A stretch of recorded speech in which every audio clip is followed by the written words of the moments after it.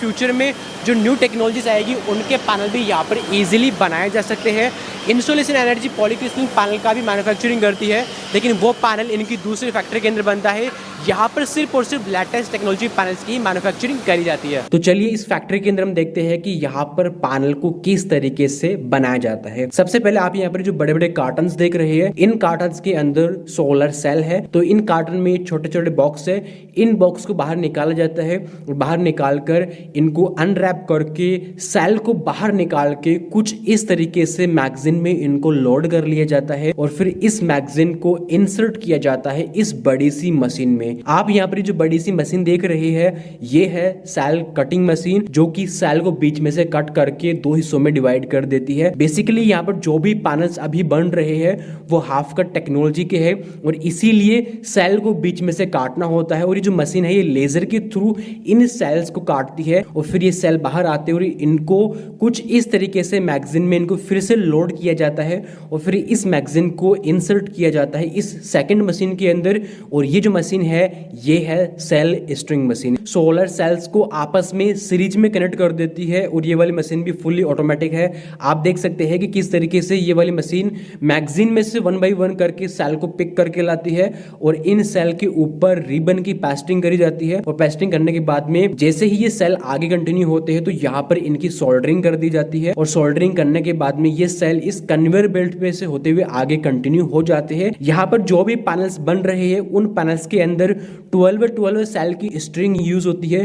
तो जैसे ही 12 सेल की स्ट्रिंग कंप्लीट हो जाती है वैसे ही स्ट्रिंग पर कट लग जाता है और कुछ इस तरीके से एक स्ट्रिंग कंप्लीट हो जाती है। स्ट्रिंग को ये वाली मशीन जो है ऑटोमेटिकली उठा लेती है और उठा के सबसे पहले इसका विजुअल इंस्पेक्शन होता है। ये देखा जाता है कि क्या ये स्ट्रिंग परफेक्ट बनी है कि नहीं बनी है, क्या इसमें कुछ प्रॉब्लम तो नहीं है। जब ये एक बार इंश्योर हो जाता है कि ये स्ट्रिंग परफेक्ट है तो ये वाली मशीन इस स्ट्रिंग को कन्वेयर बेल्ट पे रख देती है और ये वाली कन्वेयर बेल्ट इसको आगे लेकर जाती है जहां पर इसका पैनल बनाया जाता है। आप यहाँ पर ये जो बड़ी सी मशीन देख रहे हैं ये है ग्लास पिक मशीन।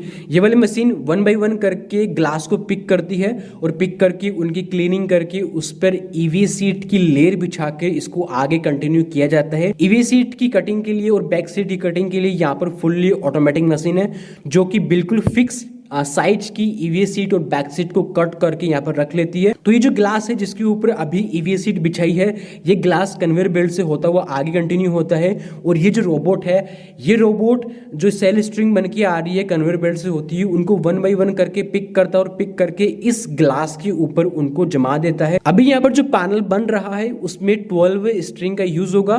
तो ये रोबोट कन्वेयर बेल्ट पे से 1 बाय 1 करके स्ट्रिंग को पिक करता है और पिक करके इस ग्लास के ऊपर रखता है और जैसे ही यहाँ पर 12 स्ट्रिंग को रख दिया जाता है ये ग्लास कन्वेयर बेल्ट से होता हुआ आगे कंटिन्यू होता है। आगे इसका विजुअल इंस्पेक्शन होता है और विजुअल इंस्पेक्शन के साथ में जो भी स्ट्रिंग यहाँ पर लगी है उनको प्रॉपर तरीके से अलाइन कर दिया जाता है और अलाइन करने के बाद में फिर इसको आगे कंटिन्यू किया जाता है।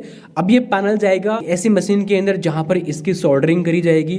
बेसिकली यहाँ पर जो भी स्ट्रिंग हमने यूज करी है उन स्ट्रिंग्स को भी आपस में सीरीज में कनेक्ट करना होगा और इसके लिए ये जो बड़ी सी मशीन है ये बड़ी सी मशीन फुल्ली ऑटोमेटिक है। ये बड़ी सी मशीन खुद से ही जो भी स्ट्रिंग है उनके ऊपर रिबन लगा के उसकी सोल्डरिंग कर देती है और सोल्डरिंग करने के बाद में इसको बाहर निकाल देती है। अब आगे इस पैनल की एक बार टेस्टिंग कर ली जाती है। ये देखा जाता है कि जो भी सोल्डरिंग हुई है ये परफेक्ट है कि नहीं है।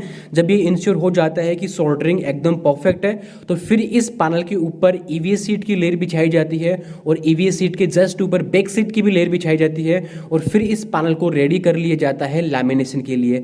लेकिन लैमिनेशन से पहले एक बार इस पैनल की प्रॉपर टेस्टिंग करी जाती है इस बड़ी सी मशीन के अंदर। ये जो बड़ी सी मशीन आप देख रही है ये है ईएल टेस्टिंग मशीन और इस मशीन के अंदर काफी सारे कैमरास लगे हैं जो कि पैनल की प्रॉपरली इमेजेस निकालते हैं और ये चेक करते हैं कि इनमें जो भी सेल्स लगे हैं क्या उन सेल के अंदर कोई क्रैक्स तो नहीं है या फिर कोई भी इसमें कोई प्रॉब्लम तो नहीं है इस पूरे पैनल के अंदर। क्योंकि अगर एक बार पैनल का लैमिनेशन हो गया तो फिर पैनल को खोलकर उसको रिपेयर करना इम्पॉसिबल होता है। तो पहले ही ये इंश्योर कर लिया जाता है कि पैनल 100% परफेक्ट हो तभी इसको लैमिनेशन के लिए भेजा जाता है। मेरे पीछे आप ये जो बड़ी सी मशीन देख रहे हैं ये है लैमिनेटर। इस मशीन के अंदर पैनल्स की लैमिनेशन करी जाती है। सबसे पहले हमने ग्लास लिया, ग्लास के ऊपर EVA सीट डाली और सेल डाला, सेल के ऊपर हमने फिर से EVA सीट डाली और फिर डाली हमने बैक सीट। अब ये सैंडविच बन गया और इस सैंडविच को इस बड़ी सी मशीन में डाला जाता है और डालने के बाद में उसका लैमिनेशन करी जाती है और लैमिनेशन करने के बाद में जितने भी कंपोनेंट हमने डाले थे ये एक साथ जो है चिपक जाते हैं। और लैमिनेशन के टाइम पर जो EVA सीट है, बैक सीट है, उनका एक्स्ट्रा पार्ट बाहर निकल जाता है मेल्ट होके। तो इसकी कटिंग के लिए भी यहाँ पर ये फुल्ली ऑटोमेटिक मशीन है जो कि एक्स्ट्रा पार्ट को कट करके बाहर निकाल देती है और कटिंग करने के बाद में इस पैनल की फिर से एक बार मैनुअली कटिंग करी जाती है ताकि कोई भी यहाँ पर एक्स्ट्रा पार्ट बाहर ना रहे। अगर एक्स्ट्रा पार्ट बाहर रह जाता है तो यहाँ पर जो फ्रेम हम इंस्टॉल करेंगे वो फ्रेम प्रॉपरली यहाँ पर नहीं बैठ पाएगा, मजबूती सही से नहीं आ पाएगी। फिर ये पैनल कन्वेयर बेल्ट से होता हुआ आगे कंटिन्यू होता है और यहाँ पर फिर से इसका विजुअल इंस्पेक्शन होता है। ये देखा जाता है कि अब तक इस पैनल में जो भी काम हुआ है ये सब कुछ परफेक्ट है कि नहीं है। अगर यहाँ पर कुछ भी प्रॉब्लम इस पैनल में निकलती है तो उसको या तो ठीक किया जाता है, अगर वो ठीक नहीं होती है तो फिर उसको डैमेज कर दिया जाता है, वो पैनल फिर किसी भी काम का नहीं होता है। जब ये इंश्योर हो जाता है कि पैनल में सब कुछ परफेक्ट है तो फिर इसकी फ्रेमिंग करी जाती है। फ्रेमिंग के लिए भी यहाँ पर फुल्ली ऑटोमेटिक मशीन है। ये जो मशीन है इस मशीन के अंदर ऑलरेडी जो फ्रेम्स होते हैं उनको लोड कर दिया जाता है। तो ये 1 बाय 1 करके उन फ्रेम्स को पिक करती है और उन फ्रेम्स के ऊपर ऑटोमेटिकली सीलेंट फिलिंग करती है और फिलिंग करने के बाद में ये ऑटोमेटिकली मशीन इन पैनल्स के ऊपर फ्रेम को प्रॉपरली इंस्टॉल कर देती है। फ्रेम इंस्टॉल होने के बाद में पैनल इस मशीन से बाहर निकल के कन्वेयर बेल्ट से होता हुआ आगे कंटिन्यू होता है। यहाँ पर जो भी पीछे जंक्शन बॉक्स है उन जंक्शन बॉक्स को लगाकर वायरिंग कनेक्ट करी जाती है और जंक्शन बॉक्स के ऊपर सोल्डरिंग का काम होता है तो वो भी काम किया जाता है। सोल्डरिंग के काम के बाद में इन जंक्शन बॉक्स में जो भी स्पेस खाली बचता है उसके अंदर सेलेंट फिलिंग कर दी जाती है ताकि यहाँ पर पानी वगैरह, नमी वगैरह बिल्कुल भी एंटर ना करे। जब ये काम कंप्लीट हो जाता है तो फिर इस पैनल को उठाकर क्यूरिंग के लिए रख दिया जाता है, यानी कि इसमें अभी हमने जो सीलेंट फिलिंग करी है, जो भी फ्रेम हमने इंस्टॉल करा है, इसको सूखने में टाइम लगता है तो यहाँ पर कुछ देर का यहाँ पर इसको टाइम दिया जाता है। और जैसे ही पैनल की क्यूरिंग कंप्लीट हो जाती है, यानी कि जो भी सीलेंट हमने यूज किया है वो प्रॉपरली सूख जाता है तो फिर इस पैनल की क्लीनिंग करी जाती है। यहाँ पर जो भी एक्स्ट्रा पार्ट बच जाता है उसको बाहर निकाला जाता है और लैमिनेशन के टाइम पर काफी सारे प्रोसेस के अंदर कुछ भी केमिकल अगर पैनल्स पर लगा है तो उस केमिकल को थिनर की हेल्प से प्रॉपरली क्लीन किया जाता है। अब इस पैनल की फाइनल टेस्टिंग करी जाएगी और इसके लिए एक लीड को पैनल के पीछे कनेक्ट कर देते हैं ताकि टेस्टिंग मशीन पैनल के साथ में कनेक्ट हो सके। और पैनल के पीछे ये जो स्टिकर लगता है इस स्टिकर को भी यहाँ पर लगा दिया जाता है और फिर इस पैनल को उठाकर रखा जाता है इस कन्वेयर बेल्ट के ऊपर और ये कन्वेयर बेल्ट इस पैनल को लेकर जाता है इस टेस्टिंग चैम्बर के अंदर। इस टेस्टिंग चैम्बर के अंदर पैनल्स को काफी अलग अलग पैरामीटर्स के ऊपर टेस्ट किया जाता है। ये देखा जाता है कि पैनल्स का आउटपुट कैसा है, कितना एम्पियर का ये आउटपुट दे रहा है, कितना वोल्टेज का आउटपुट ये दे रहा है और IV कर्व कैसा बन रहा है। प्रॉपरली इसकी टेस्टिंग करी जाती है और पैनल की जो भी टेस्टिंग रिपोर्ट निकलती है उस टेस्टिंग रिपोर्ट का प्रिंट आउट लेकर इस पैनल के पीछे यहाँ पर लगा दिया जाता है। फिर ये पैनल कन्वेयर बेल्ट से होता हुआ आगे कंटिन्यू होता है और यहाँ पर फाइनली पैनल की EL टेस्टिंग फिर से करी जाती है। ये देखा जाता है कि पैनल में जो भी सेल्स लगे हैं क्या उनमें कोई माइक्रो क्रैक्स तो जनरेट नहीं हो गया है। प्रॉपरली एक बार EL टेस्टिंग कर ली जाता है, यानी कि इसकी फाइनल टेस्टिंग कर ली जाती है और टेस्टिंग करने के बाद में फिर इसको आगे कंटिन्यू किया जाता है।